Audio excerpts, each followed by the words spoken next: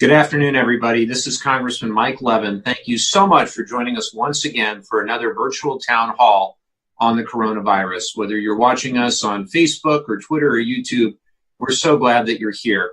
And I hope this is an informative 90 minutes where you learn the latest about public health and the coronavirus, as well as the latest going on with policy. We are honored this week to have a fantastic guest. Dr. Garfien is not here. He's working on some research for UCSD, but he has in his stead his boss. So we're extremely grateful that Dr. Andrea LaCroix is here to help answer your questions and provide updates on the coronavirus. And Dr. LaCroix, we are thrilled you're here. I have to tell you, Richard has a fan club, having done these town halls over the past couple of months, and I know you're going to have one as well. Dr. LaCroix is a distinguished professor and chief of epidemiology in the Department of Family Medicine and Public Health at UC San Diego. Go Tritons.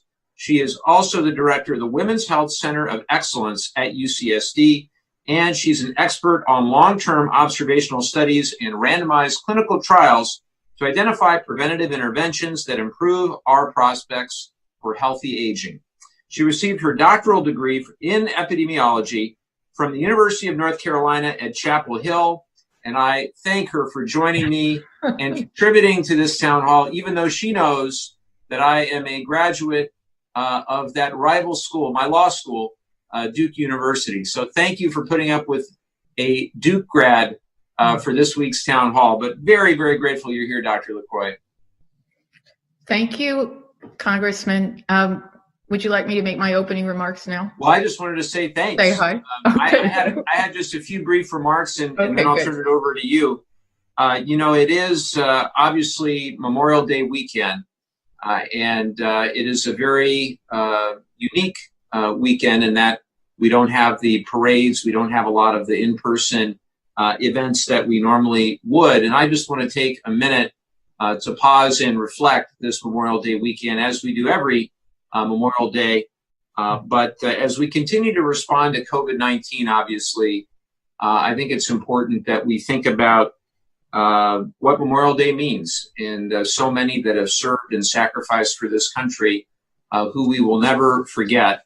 Many of you know I'm the grandson of a World War II veteran myself, and I'm deeply grateful for the service of all American men and women, and particularly those who lost their lives keeping our country safe and free. And just this last February, before the pandemic, I was at Camp Pendleton for the 75th anniversary of the World War II Battle of Iwo Jima. And it was just a reminder to me of so many of the places and battles in which so many remarkable Americans have served and sacrificed. So they are our heroes, and they are in our minds and our thoughts, and their families and loved ones are in our prayers this week. So I hope we take a minute to pause and reflect. Just as we take the time to pause and reflect on all those who've lost their lives due to this awful virus that we're now facing. The numbers are truly tragic. We've passed now 96,000 deaths in the United States. And as I've said before, they're not statistics. They're fathers and mothers and brothers and sisters, sons and daughters, friends and coworkers and colleagues. And our hearts go out to everyone who's impacted by this each and every day. And just a couple of days ago, I was on a Zoom with my friend Steve Padilla. Steve, many of you know, is a Chula Vista City Council member who dealt with COVID-19 and went through a couple weeks in the ICU, lost 30 pounds, but he's doing great. And he wanted me to convey, in fact, I think we're going to have him on one of these weeks, just to convey that this is a very, very serious virus and something that we cannot take lightly. And it's really just great that he's doing better. He said he's at around 90%. The other thing I just wanted to mention is what's happening locally, in Orange and in San Diego counties. And I know you're going to be talking about this, Doctor. We have about 6,400 confirmed cases in San Diego County, 242 deaths. We're approaching 5,000 cases in Orange County and 118 deaths. Of course, nationwide, over 1.6 million cases now, 96,479 deaths, approaching 100,000 deaths. And at the same time, I know that people are frustrated with the stay-at-home orders. People are antsy.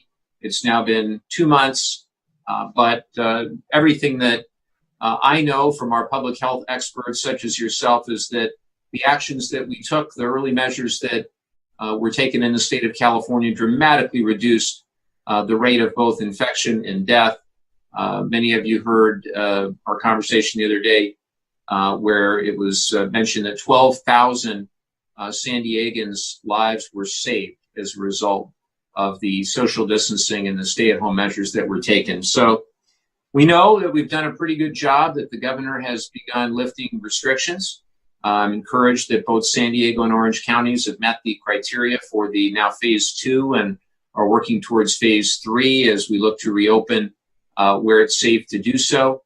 And I think the more we comply with the recommendations, the sooner we're going to be able to reopen safely in other aspects as well. So keep up the great work in our district and all throughout the region. One area where I continue to monitor very closely is testing. And we know from Harvard University and other sources that we need 152 tests per 100,000 people per day. That's an actual number of tests administered, not just the capacity, but we have to be proactive as counties and cities in reaching out to those symptomatic individuals, but also those asymptomatic individuals at higher risk, whether they be in places like nursing homes or prisons or food processing facilities where we've seen higher rates of infection. And how are we doing? We're doing reasonably well in San Diego County, I think. On average, this past week, we've seen around 4,000 tests a day, and that's excellent. The doctor will talk about the rate of infection that's actually hopefully going down as a percentage of the overall population that's being tested. And both Orange and San Diego counties, by that methodology, need to be doing about 5,000 tests, give or take, a day. So San Diego, as I mentioned, doing about 4,000. Orange County is doing far less. They have the capacity to do additional tests, but they're only doing about 1,000, some days 1,500, some days less than that, 500, 400. And I had a meeting this past Thursday morning along with the Orange County congressional delegation where we asked a lot of tough questions, frankly. I think it was a very positive meeting overall with the public health professionals and the county CEO, but I do remain concerned by the utilization rate of the tests that they have capacity to do. We've heard that there's a significant volume going unused because there aren't enough physician referrals, but I think the key there is that the county has been using very strict criteria to allow only a subset of those who really need the tests to be tested. And some have been discouraged. I've heard from many constituents who've sought out testing but been denied in Orange County. That's undoubtedly a result of that strict criteria. And again, if we're only testing those with symptoms, we're not going to pick up the asymptomatic or pre-symptomatic individuals. And that's why the California Department of Public Health broadened its guidance to include a wide range of individuals like asymptomatic seniors, essential workers, others with chronic medical conditions, and residents or employees of congregate living facilities. So the point is really simple. If we have extra testing capacity, then we need to do everything possible to protect those at-risk communities like our nursing homes and the others who are at higher risk. And so the county did tell me that they're going to be taking steps to increase utilization, and that is encouraging. So we'll just be watching this very closely. And we obviously offered to help however we could with whatever federal resources we could bring to the table. And of course, we have brought and will continue to bring more money for testing and for contact tracing as well. That's another issue, contact tracing. But we've got a long way to go.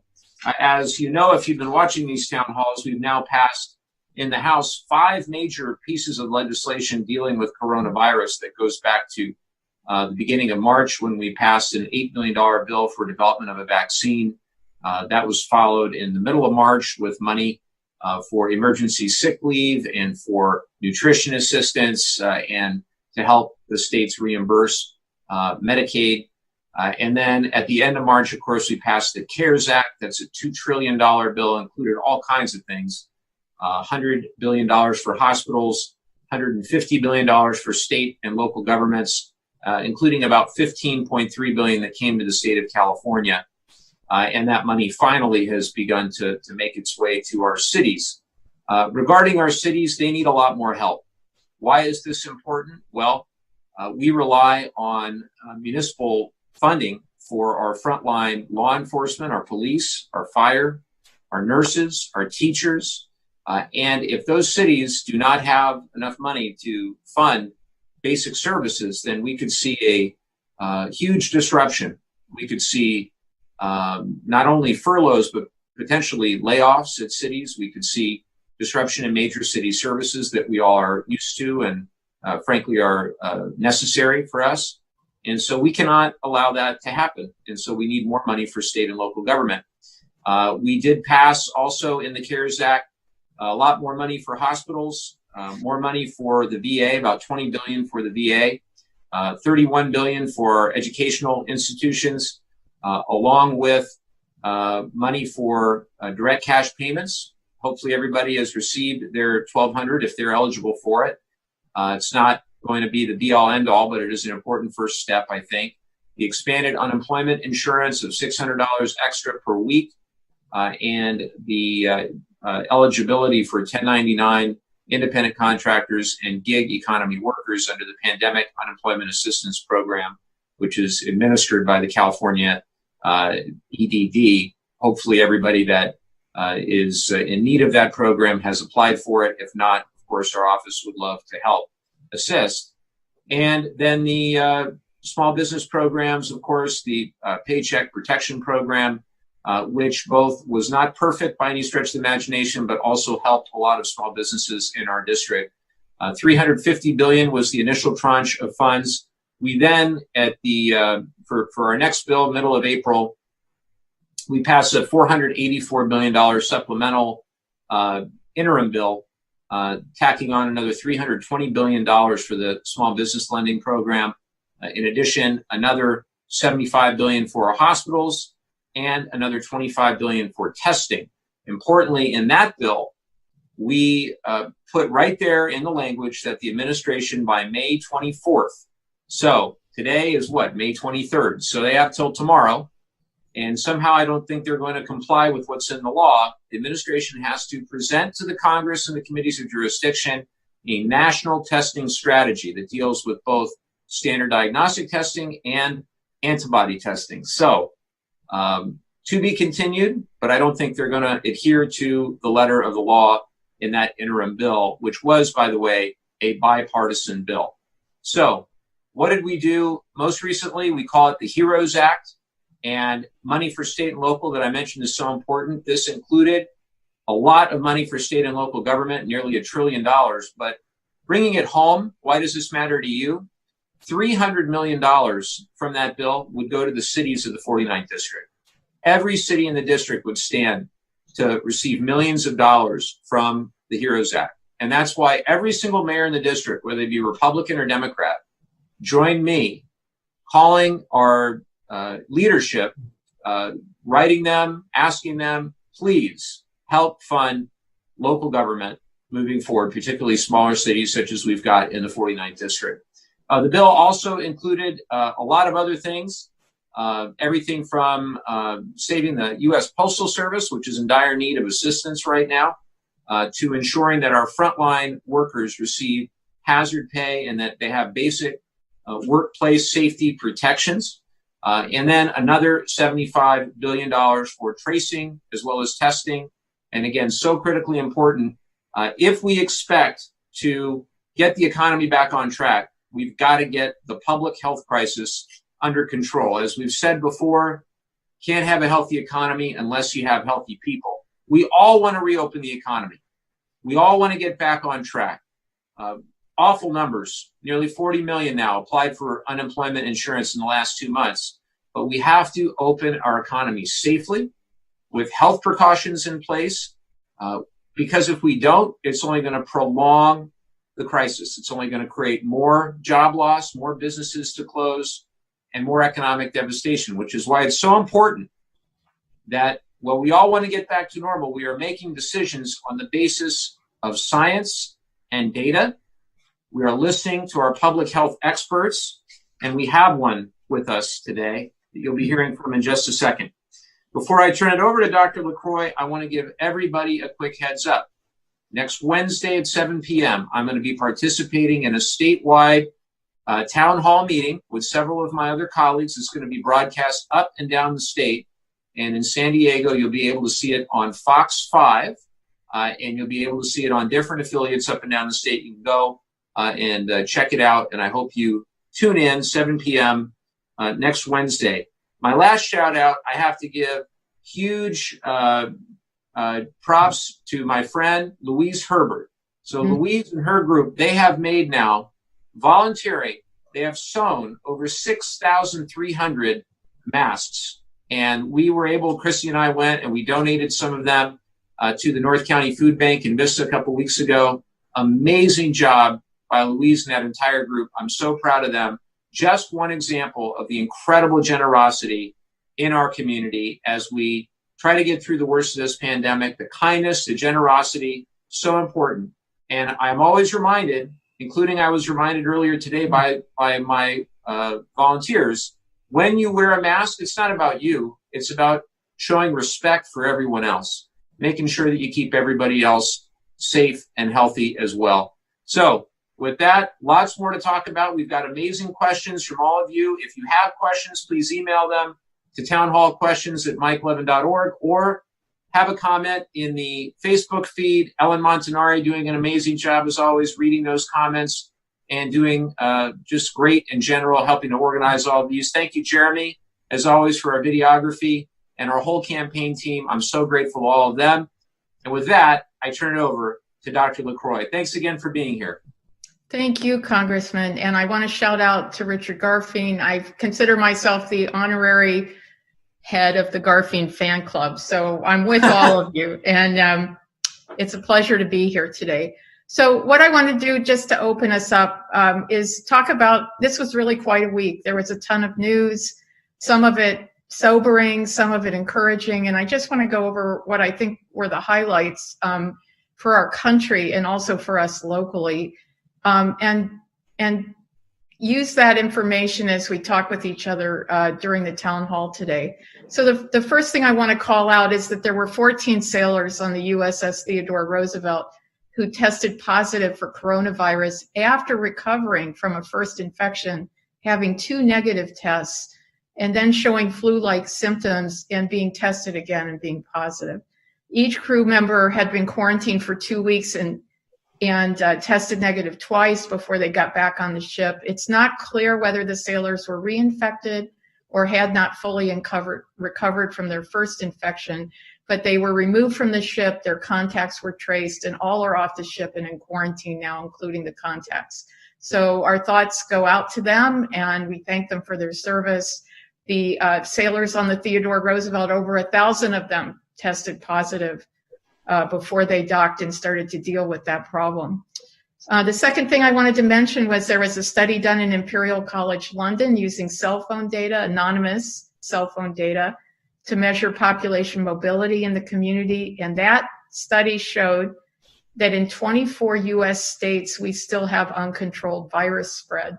The top of the list of states with uncontrolled virus spread was Texas. This study estimated the virus's reproduction rate, and that rate is the number of people that each person who becomes infected subsequently infects. Each one person, if they subsequently infect 12 people, that's a reproduction rate of 12. So this rate was shown to be greater than 1 in 24 states, and that means that for every infected person, more than 1 infected person becomes infected. I also wanted to say it was tremendously sobering to me this past week that in 2 states, Florida and Georgia, it appears that COVID-related data are being withheld or manipulated to create false impressions about COVID trends in their public health data.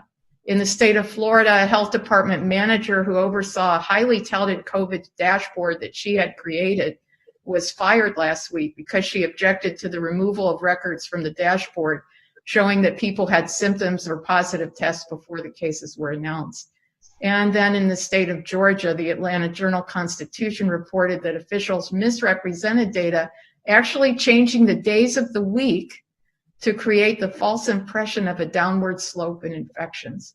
If we can't rely on our public health data and the accuracy of it, we will never emerge from this epidemic intact. So it's incredibly important that our public health data be considered sacrosanct and not fooled around with politically. So that's sobering, but let's talk about some happy stuff, because I do think there's a lot to be happy about in terms of what's happening with epidemic control. First, I wanted to mention that Governor Newsom launched, I believe yesterday, the California Connected program. This is California's contact tracing and public awareness program.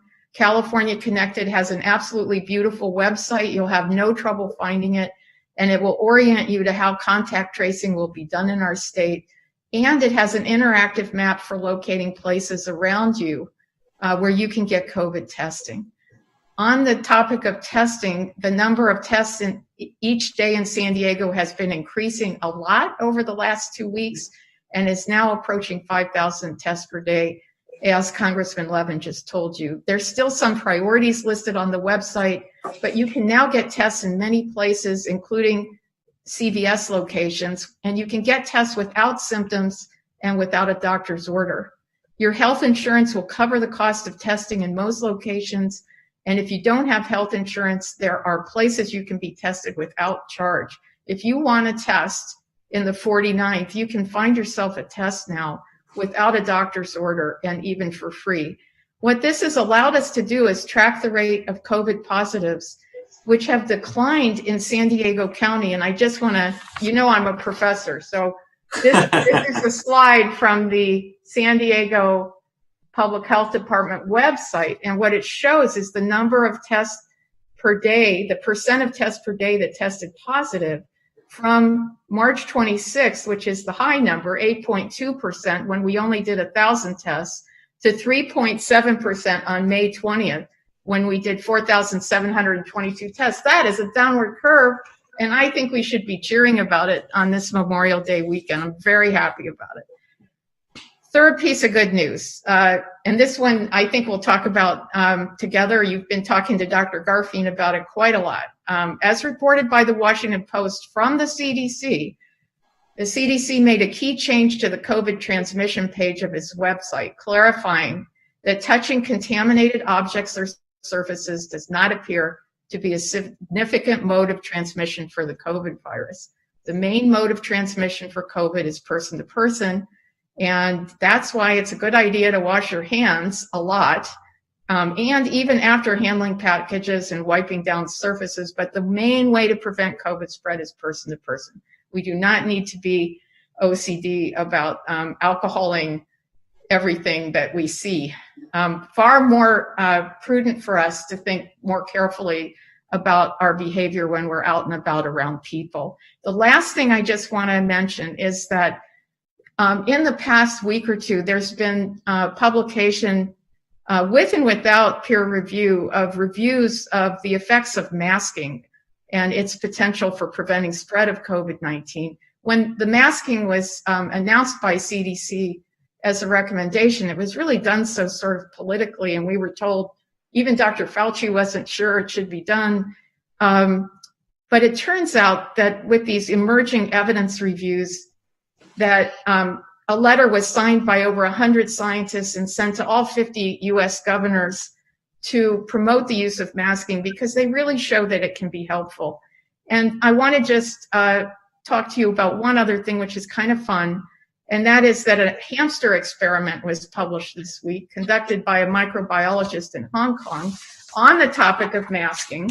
So this is the way they did it. They had one cage with hamsters that had COVID, and one cage with hamsters that didn't have COVID. And when they put a fan on to blow the COVID viral particles around, And when they had the fan on, 66% of the hamsters in the uninfected cage got infected. When they put a mask on the infected cage, they dropped that infection rate by half. When they put a mask on the uninfected cage, they dropped it by 15%. So if both cages had masks on, we'd be doing pretty well at dropping this rate of infection. And I think the hamster study is one that we should spread around contagiously and make sure that people understand that what we learned from the hamsters this week is that the masks really look like they do work. So with that, Mike, I'll turn it back over to you. Fantastic. Well, I've got my mask. I wear it all the time. There you go. That's a good one too. Yeah. Excellent. Yeah, these are all right. That's what you were telling me before. The surgical masks work pretty well, and that's what they gave us in Congress. You know, the House administration, they gave us a Ziploc bag filled with some surgical masks. They gave us a roll of Clorox wipes, and they said, "Have at it." And you can vote from home now, right? You can vote from home.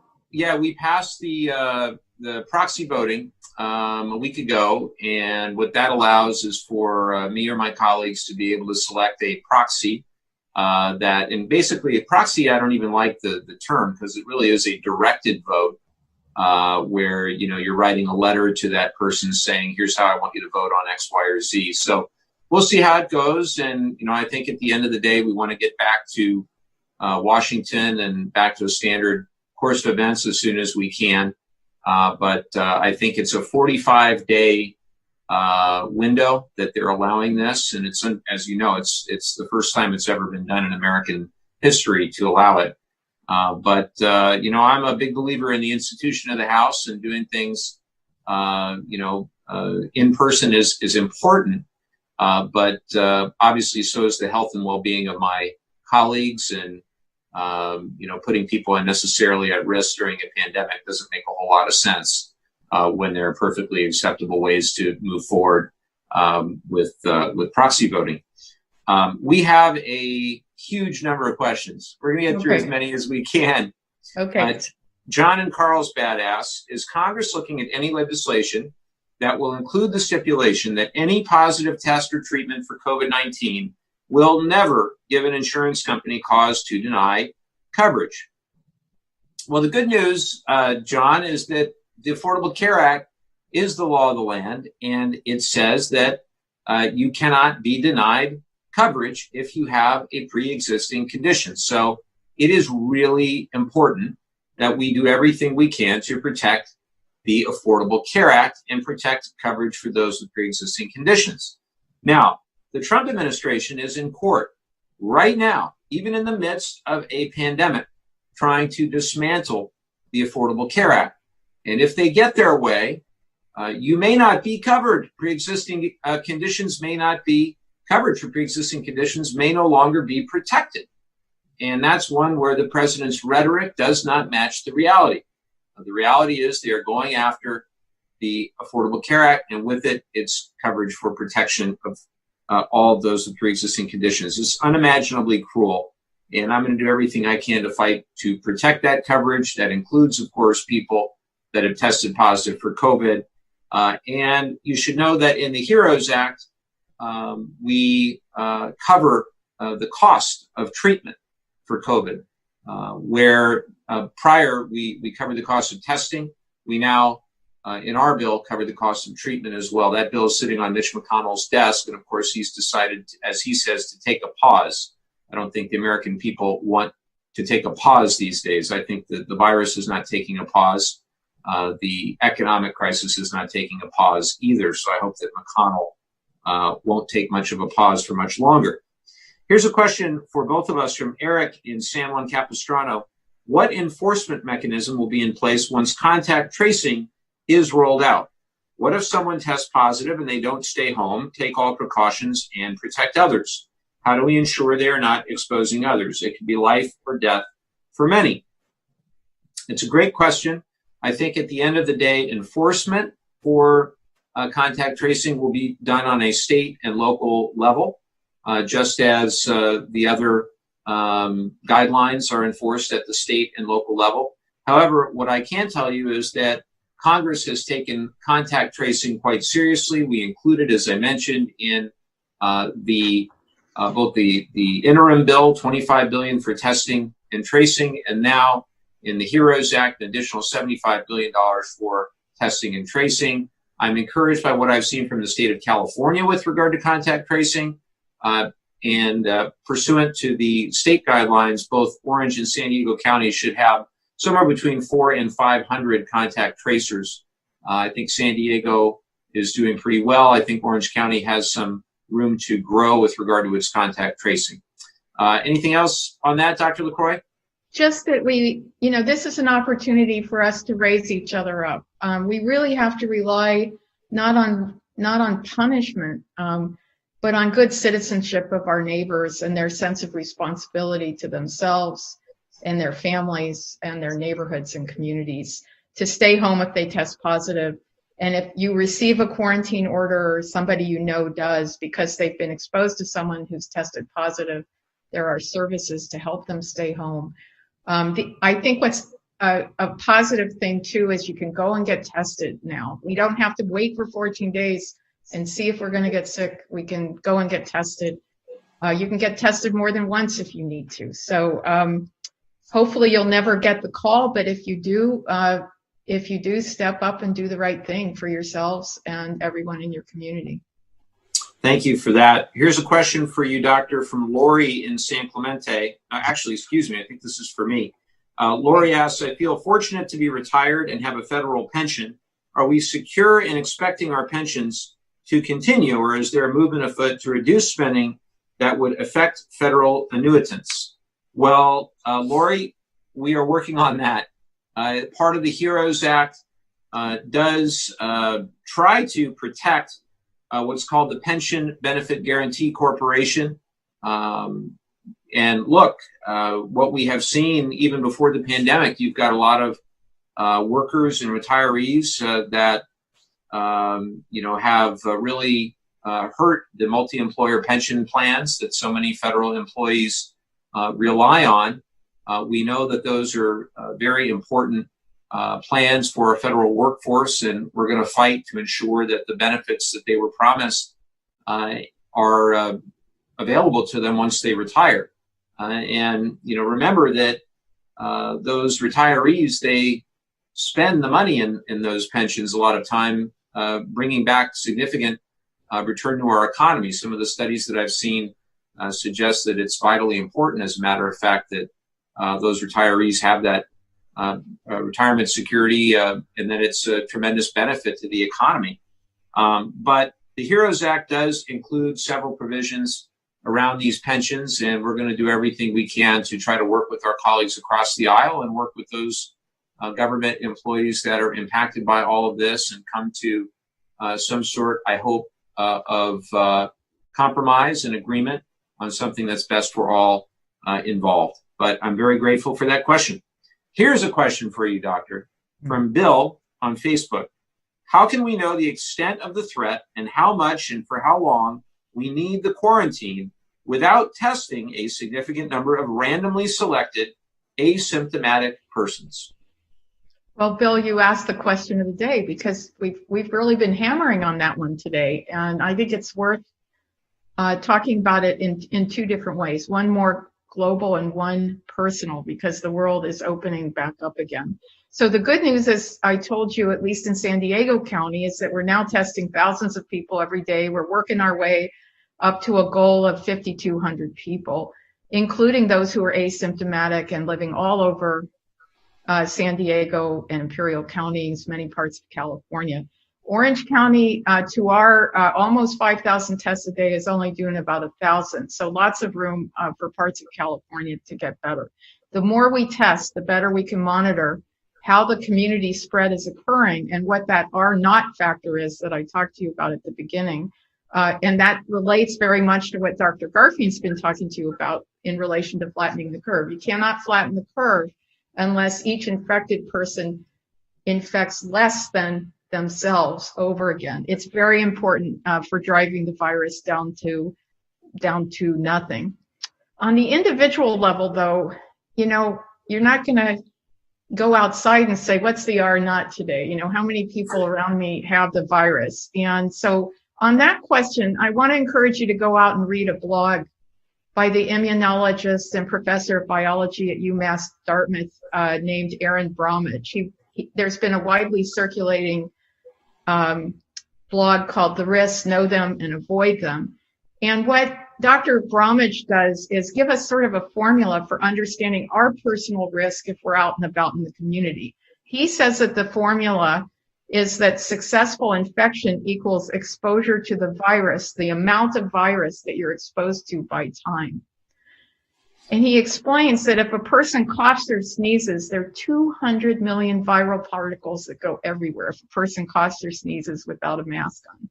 Some virus hangs in the air, some falls into surfaces, most falls to the ground. So if you're face-to-face with a person having a conversation and that person coughs or sneezes right in your face, it's pretty easy to see how possible it would be to inhale 1,000 virus particles, and that's all that they think is needed to become infected. So basically, when you think about going out in the community as work and living closures are loosened and we start to venture out more, possibly even going back to work in our offices, you need to look at the environment and make your own judgments. How many people are here? How much airflow is there around me? And how long will I be in this place? And if you're in an open floor plan, you really need to critically assess the risk, the volume of people, the amount of space around you, and the airflow.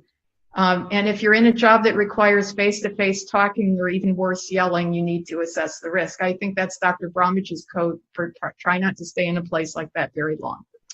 If you're sitting in a well-ventilated space with few people, the risk is low. So we all need to kind of implant an app in ourselves, in our perception when we go out, to assess how close am I to other people, how closed in is this space, and how long am I going to be here, and then make a decision about whether you're going to stay or not. And I think that's a really super helpful advice for us getting through the next 18 months. Thank you for that. So how does the sneezing and the coughing compare to like shaking someone's hand? I would imagine that's off limits too. It is off limits, but your hand is a surface. I mean, I don't think we should be shaking each other's hands, but coughing and sneezing, the worst. 200 million viral particles. And when you sneeze, they come out of you at 200 miles an hour. So 200 miles an hour. A good sneeze. Wow. Yeah. Wow. Amazing. Patrick in Orange County asks or says, "Hi, Mike. According to an article in the New York Times, the Republican Party plans to target 15 states and recruit up to 50,000 volunteers to monitor polling places and challenge ballots and voters deemed suspicious. What can voters do to fight back?" Well, Patrick, I think the number one thing that we can do to fight back is to vote, as simple as that sounds. Just encourage all your family, your friends, your neighbors, your colleagues, your coworkers to go vote as well. I know of no better antidote than to just keep voting. And, you know, I think at the end of the day, we're trying to do everything we can to protect the vote. That should be evidenced in the HEROES Act as well. There's $4 billion in there for election security. And I think the approach we take in California is quite simple. There's nothing nefarious about it whatsoever. All that we say, our Secretary of State, Alex Padilla, if you're eligible to vote, if you are legally eligible to vote, you ought to be able to vote. It ought to be easy to vote if you're eligible to do so. It's not rocket science.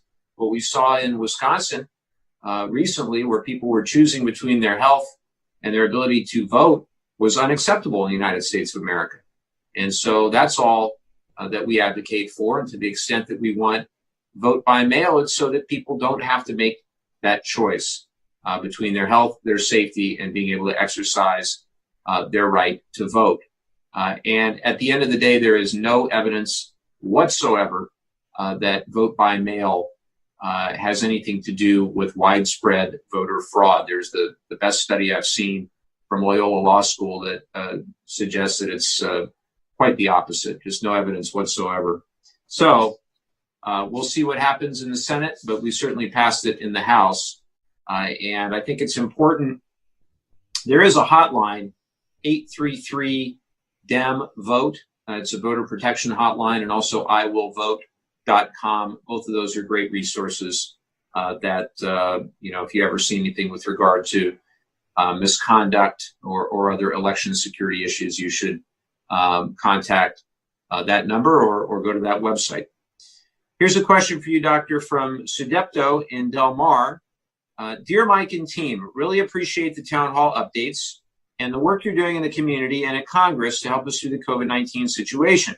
A series of news stories alluded to tests in China and Korea that indicate that a certain portion of those who contract COVID-19 are testing positive again after 13 to 14 days of post-recovery, home quarantine, and convalescence. Sounds like their antibodies are not warding off a reinfection.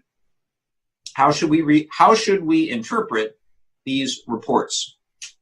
Well, thank you, Sudipto, for that question. I think what we're learning is that we don't know about the natural history of COVID-19 infection in humans. We don't know the complete scope of it. So I haven't seen a single publication that really details for a large number of people what recovery looks like. And you heard me mention about the 14 sailors on the Theodore Roosevelt who are in the same situation as you mentioned in this question. So there are a number of possibilities. One is that these individuals never really recovered from COVID-19 in that 13 to 14 days. And perhaps like your friend, Mike, it takes a long time to recover. Maybe it takes some people a month or two.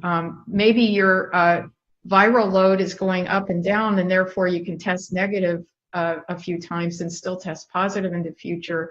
Maybe you're really better, but there are RNA remnants of the virus that are getting picked up by the swab. Maybe the swab missed the virus in your nasopharynx or your nose or your throat when the sample was taken. There are all kinds of possibilities, including, Sudipto, the possibility that you had antibodies that didn't ward off a second infection. And that would be very, very concerning. If that were the case, we'd need to know what percentage of the COVID cases that were true. Arguing against that a little bit is the fact that convalescent plasma, they're taking plasma from people who have recovered from COVID and giving it to people very sick with COVID. And although we need lots more research on that treatment, it seems to be helping people.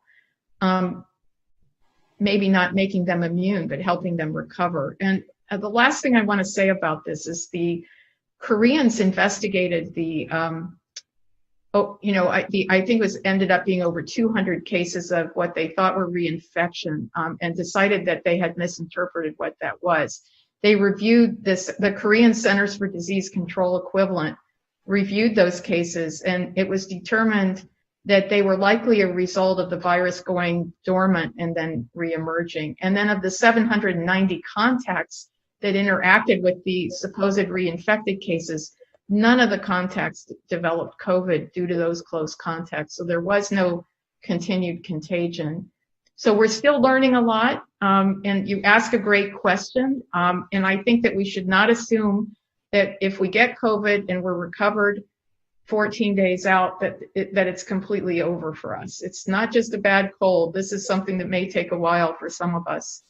And our bodies will do their thing with our immunity, and we will learn about that and the range of things that happen in humans over this year. So thank you. Thank you for that, Doctor. Tony in Capistrano Beach asks, thank you so much for joining with other Congress members to ask OC to step up testing. Do you have any insight into why data is different for OC on the state website versus the county one? Today, for instance, the state says we have 110 ICU patients. OC says 85. That's almost a 30% difference. Also, the state has data from 33 hospitals. OC has data from 25. Also, OC reports data for less than 25 hospitals, which is disclosed in the small print. Why the difference is we need transparent, accurate info. That's a great question, Tony. I will follow up with Orange County for more information. As I mentioned, we did have the meeting Thursday morning with the county CEO and with Dr. Quick, their leading public health person. And overall, it was a positive and productive meeting. We offered our federal support in any way possible, but also ask tough questions about why it is that Orange County has such a low utilization rate of their tests compared to surrounding counties. And my personal opinion is that they could be and should be more proactive about that utilization rate, and I made that very clear. I'm hopeful that they will do more to try to scale up and go from the hundreds or 1,000 to 1,000, 1,500 tests a day that they're running currently to be more in line with the surrounding counties. But as far as the data discrepancy, I'll have our office follow up, and we'll try to get you an answer on that, Tony. Here's a question for Dr. LaCroix from Sue in San Clemente. Sue says, I put in an application with a company called Contrace, Contrace, to do contact tracing, but I'm not sure if they are real. What can you tell us about Contrace? Well, you've introduced me to Contrace, so I can tell you a little something. Contrace does appear to be a real company. It's a social enterprise based in Washington, D.C., with the mission to work to help fight COVID-19, to safely reopen the economy and connect Americans with jobs that are both desperately needed and critically important to public health. Steve Waters is the CEO and founder of the company Contrace. They have developed a national database of over 50,000 qualified contact tracers who can be referred, and they're referring them to government organizations and other entities who are trying to staff up for contact tracing. The information they have that you probably shared with them is shared with organizations hiring contact tracing teams throughout the U.S. I also wanted to, though, just bring to your attention that if you want a job locally, you can easily find the open contact tracer jobs just by Googling contact tracing jobs in San Diego or in Orange County. San Diego is actively recruiting for contact tracing jobs, and you can apply there. And I also wanted to let you know that UCLA and UCSF have joined together to establish a training academy that provides 20 hours of online and in-person training to people hired as state employees to do contact tracing throughout the state. And they are working with Governor Newsom's California Connected. So there are a lot of resources out there. I think our state's doing a great job getting ready to do a massive amount of contact tracing. Thank you for that. Bert in Oceanside says, Representative Levin, a few weeks back, I read about the sailors aboard the USS Roosevelt not having masks to protect them from the coronavirus. What is being done by the military to make sure active duty members have the equipment they need to stay safe? Well, a couple things on this, Bert. One is I know that the Roosevelt is returning, was in Guam, where people were isolated, I think, for around 2 months. And so now it is returning to sea. We as Congress have followed up and continued to follow up with Secretary Esper and the different secretaries, in this case, the Navy Secretary, regarding PPE. Goodness knows we've provided enough money in these federal bills for PPE all the way back to the first bill that we did in the beginning of March. We've had billions and billions of dollars for the Strategic National Stockpile for personal protective equipment, and certainly the Department of Defense, to the extent that our men and women in uniform need that personal protective equipment, they should receive it. The last thing we need to do is put our men and women unnecessarily at risk of coronavirus on top of everything else that they have to deal with on a day-to-day basis. I've had that discussion as well with our friends at Camp Pendleton and in the Marine Corps. I think they're doing a great job from everything that I am hearing and seeing anecdotally. Obviously, if anybody out there in the community sees any differently, we'd love to know about it and keep our office posted. The other thing we're obviously keeping an eye on is Captain Crozier and everything that happened there. And I spoke out against his dismissal, and we're following that situation very closely as well. Here's a question for Dr. LaCroix from Andrea in Dana Point. She asked, when I went to mail a payment in return envelope, I licked the envelope to seal it. I totally forgot that I should not do that. Did I just expose myself to the coronavirus? Boy, I hope the answer is no, because I'm in trouble if that's the case. Well, Andrea, you ask a wonderful question, and I have the privilege of telling you that it's virtually impossible for you to get coronavirus by licking a return envelope. And I'm glad I could say that to you. The bill you received in the mail was likely untouched by human hands from the time it was printed at the billing company to the sealed envelope that was made to you. No human hands. This is all done by robotic folding and envelope stuffing machine now. So good news for you. Please don't worry about licking envelopes.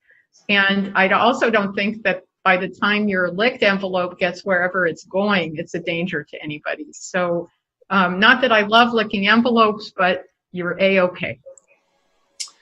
Thank you for that, Dr. Nanette in La Jolla asked, what is being done to get the migrant workers to the fields tested so that they will be safe? The food supply chain is in grave danger if we don't get someone out there now. Well, Nanette, you raise an excellent point. And what I want to see is widespread testing in our frontline communities. And that would include food processing and agriculture to whatever extent necessary. And what that means is we've got to be a lot more proactive about reaching out to asymptomatic, high-risk communities and ensuring that we're doing everything we can to have testing and tracing in those communities as appropriate. In the HEROES Act, we actually did put in provisions that would require the CDC to basically to develop a plan for testing underserved populations, such as farm workers. We know from reports and evidence that food processing and agriculture are higher risk populations. So again, it goes back to trying to test people and ensuring that we're focusing on obviously the symptomatic population, but to the extent possible, asymptomatic individuals at higher risk.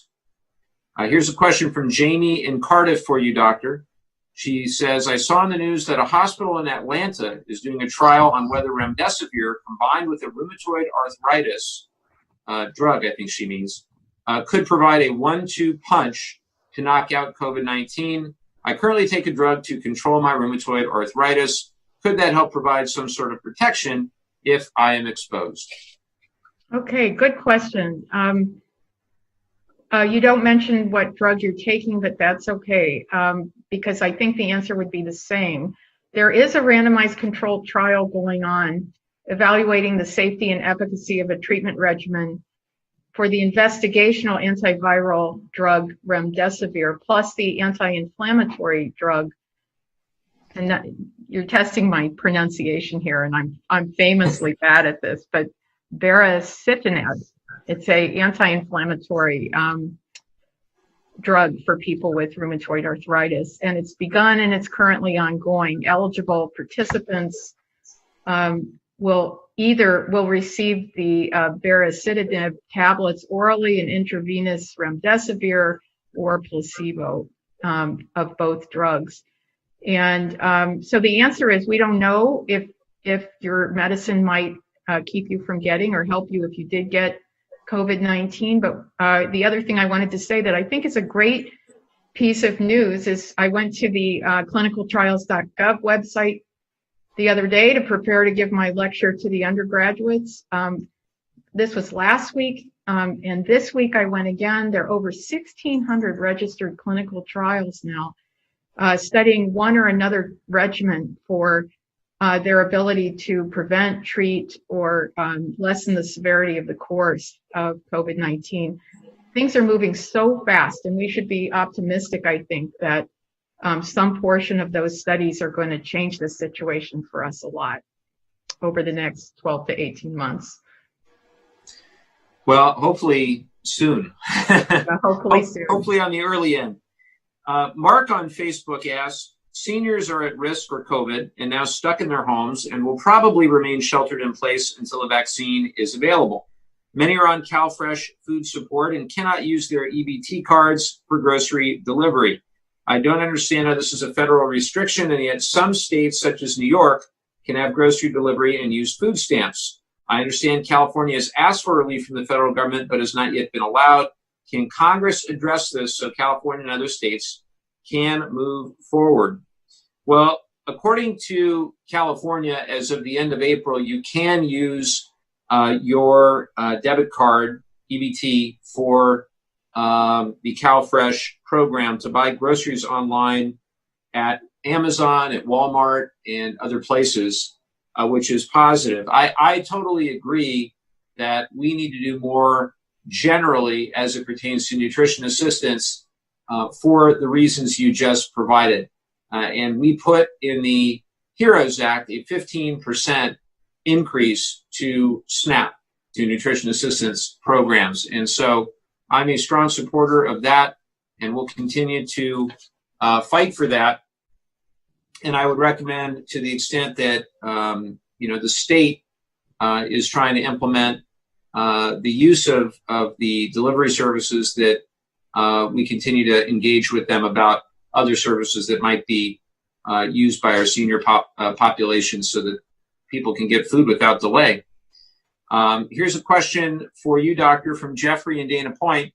Is there one website or blog where I can read up on all of the drug and treatment trials listed all in one place? I think you might have just mentioned it. Thank you for taking my question. Oh, I think clinicaltrials.gov, they're the ones that yesterday had 1,673 COVID-19 studies registered. And if you go there, you'll also see a link to a database maintained by the World Health Organization and the U.S. National Library of Medicine that provides a list of all COVID-19 research studies. In addition, GoodRx offers a lay translation of the effectiveness of proposed treatments, so you can go there. I find there's a lot of density in these databases, so you got 1,673 studies to look for, so have a good time. But that's where you can go. Sounds like some light reading. Yeah, exactly. Right? Exactly. Here's a question from John in Carlsbad. Why can't Congress pass legislation that will cover at least 90 days of COBRA costs for workers who lose their jobs and health coverage? The ACA is a good backup, but this would be a lot easier for most people. I know this from personal experience. Well, John, I have good news and I have bad news. The good news is that the House did just pass legislation that would do pretty much what you just said. It's the HEROES Act. And one of the things it does is it allows workers to maintain employer-sponsored coverage through COBRA through the end of the year. The bad news is that Mitch McConnell has decided, as I mentioned before, to turn his back on the work of the House and to, as he says, take a pause. So my hope is that he'll come back soon and he will actually listen to American people who want to see COBRA and want to see our employer-covered health care last through this pandemic, even for those who have been let go, which now we know is tens of millions of Americans just in the last couple of months. In addition to that, the HEROES Act contains an open enrollment period for the Affordable Care Act. That's critically important as well. And of course, even within the Trump administration, they wanted the president to do an open enrollment period at the outset of the pandemic, but the president refused to do that.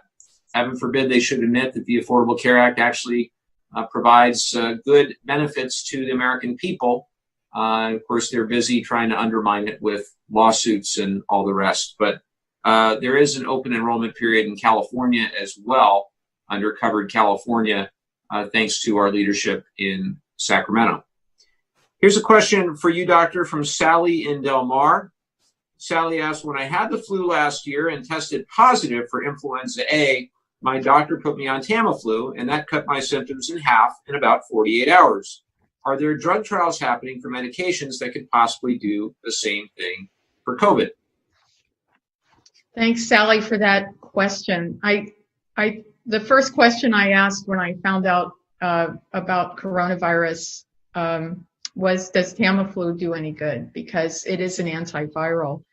But it's not thought, those that know the mechanisms for antivirals and how they interrupt viral growth and transmission are not optimistic. Nonetheless, Tamiflu, oseltamivir, is being used in conjunction with other medicines in a number of clinical trials for patients with COVID-19. So we will get the results on Tamiflu.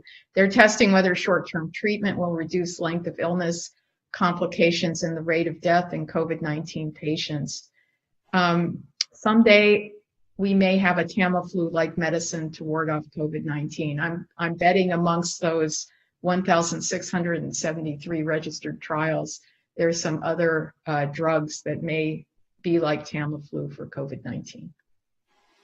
Thank you. Carrie in Solana Beach asks, it sounds like the Senate will not pass the HEROES Act without some sort of compromise on removing COVID legal liability for employers. Are the Democrats willing to negotiate some sort of compromise on the liability issue?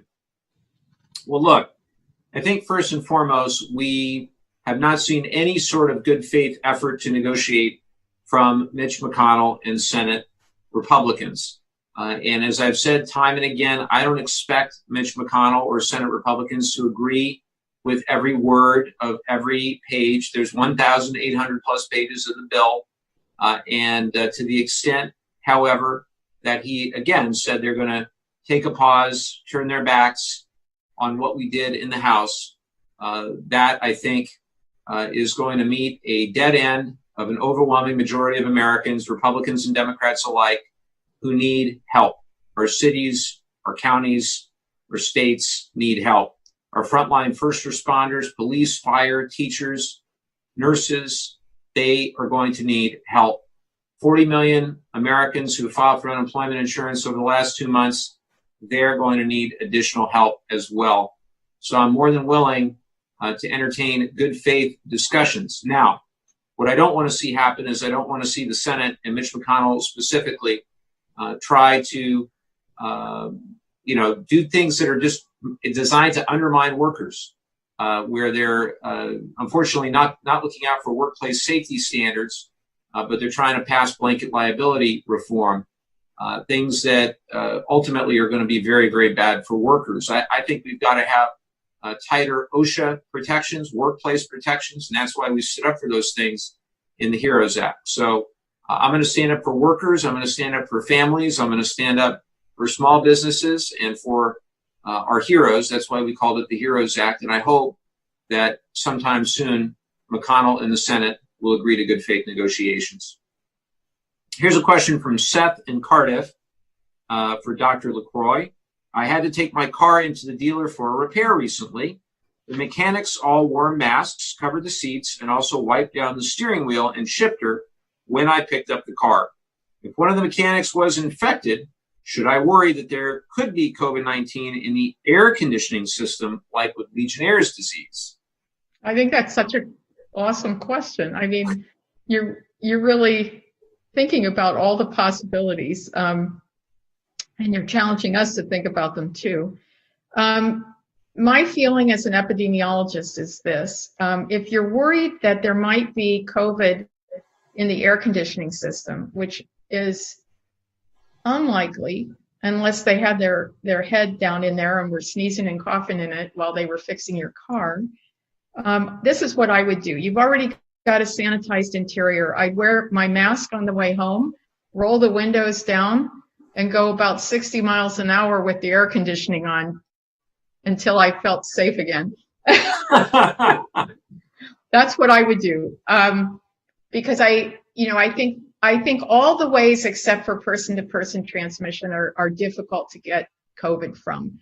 But if we're worried, we should do whatever makes us feel safer again. And I would want to blow that air conditioner out pretty good with a mask on until I felt safe again. Then you park your car for a few days and it's good.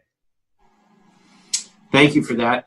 Robert in Vista asks, I received my $1,200 check, but I'm worried that soon the bank will want me to pay 3 months of my mortgage. How can I make sure that they will add the 3 months to the end of my mortgage and not ask me for it all at once?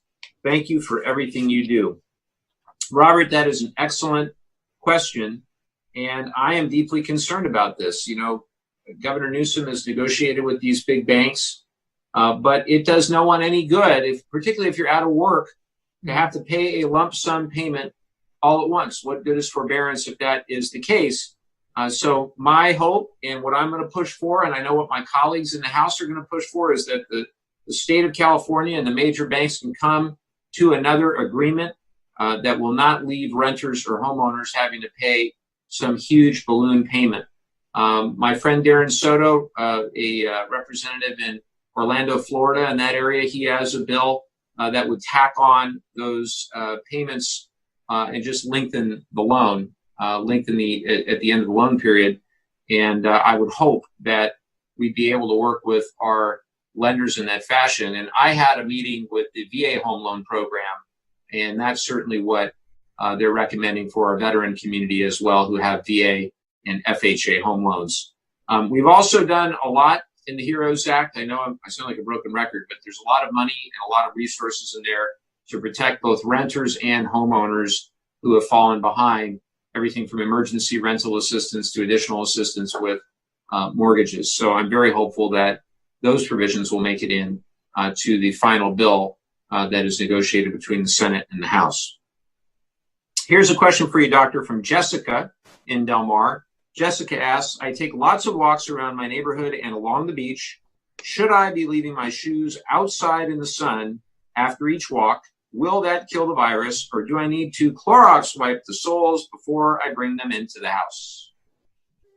I mean, first of all, I want to say I'm right with you. We're probably passing each other, taking our walks in the neighborhood and in the beautiful Del Mar area where you live at Torrey Pines, my favorite place, and everywhere between here and Torrey Pines. So I come home with those same shoes, and I walk in the house and take them off and leave them there, and until the next time I walk. I know that I'd be worried if I Cloroxed them that they would stain my floors when I brought them in, so that's an issue. But the other thing I know that they did when they were trying to control Ebola is they had like pans of water with antiseptic in them that people could step in before they went into a place and when they came out, so that there would be no active Ebola. So one idea is to just take a cleaner and dilute it in a pan of water and dip your shoes in there and leave them outside. You in particular also, I think, asked about whether the sun would kill the virus. Everything will kill the virus if you just leave your shoes alone for a little while. It'll start degrading immediately. But just so you know, I take mine off in the front hall, and I don't use any Clorox wipes on them. Thank you for that. Barbara in Oceanside says, last week, the president said that schools should reopen, but elderly teachers and staff or those with underlying conditions shouldn't go back yet. So would those employees, and the same at other businesses, qualify for disability insurance? Right now, if a business reopens and someone does not feel safe going back to work, they lose their unemployment insurance. Does Congress plan to address this? That is an excellent question. I think that first and foremost, we shouldn't be reopening our schools, period, if it's not safe to have teachers there. I'm all for reopening the schools. We've got to. It's the only way we're going to get the economy back on track is if we have childcare options and schools are open and all the rest. But we've got to make sure we create a safe environment for our teachers. I have a feeling it's going to mean a lot more testing. I know for my son and daughter, they go to our public school district here, and they're looking very seriously at what reopening is going to look like come August or September. But it's going to mean a lot more testing, and it's going to mean a lot of other things to make sure that the classroom environment is safe, that people are properly distanced, that the surfaces are being cleaned more frequently, and all the rest, the same things that we're expecting from our businesses to do. So the other thing, we've got to get more PPE. We've got to make sure that we've got PPE and disinfectants and the testing and contact tracing that we need so that people can, go back to work safely. And I think that we've also got to look at expanding disability insurance eligibility. If in fact we're going to go down this road, then you're absolutely right. It would be entirely unfair for those that don't feel healthy enough to go back to work to get stuck. So that's something that I want to address. And right now we're trying to really focus on driving solutions to reopen. And I want to just emphasize this again. We all want to reopen. Everybody does. But the whole key is that if we want to get things back on track, we've got to reopen safely. And again, that means health precautions. It means following the experts, following the plans for testing and for contact tracing, letting science and facts guide us through the crisis. And, otherwise we're just going to get stuck again. We're going to go back where we started. We're going to be unable to contain the virus for a second time. We're going to have a second wave of infections. We're going to have more lost lives. We're going to have unnecessary economic pain. And I just don't want to see that happen. And we have made so much progress. Again, we've come so far with social distancing. Let us not go back to where we started.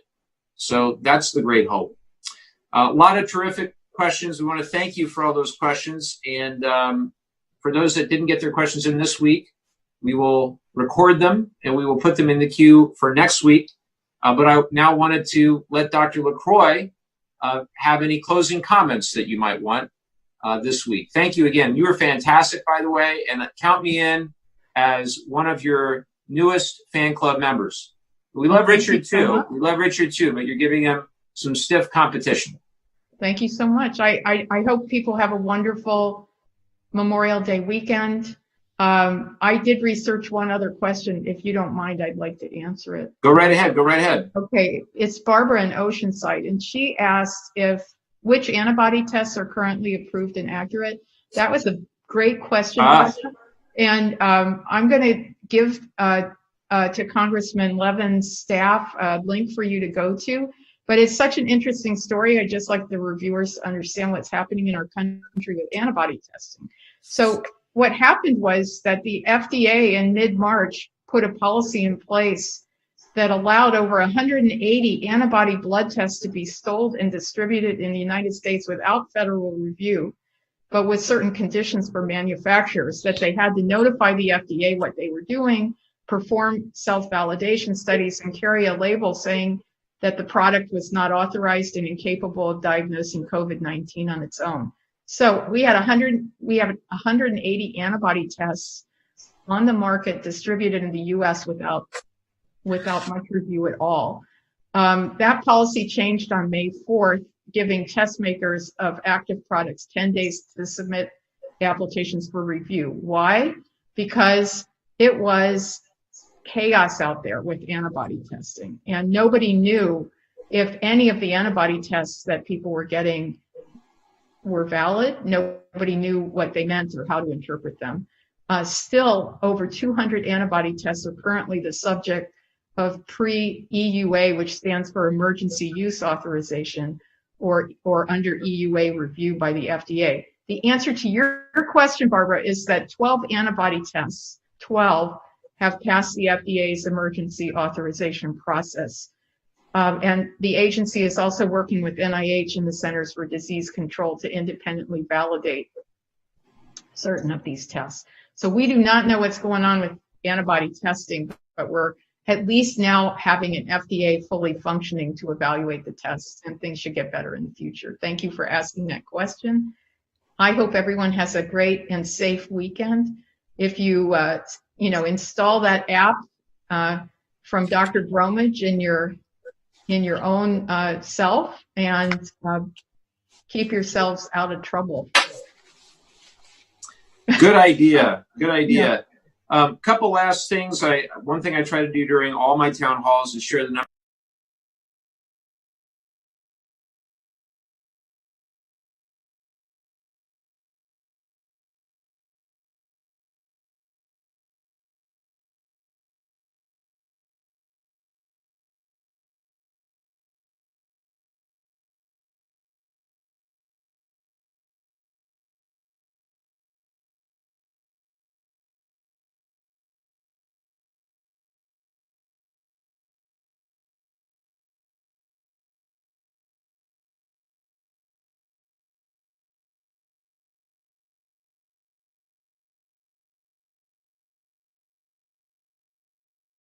Seven p.m. Pacific time live town hall hosted by Fox 5 San Diego and other affiliates across California, where I'll be joined by a number of my congressional colleagues. I think there are 6 or 7 of us that will be on that. So keep an eye out for that.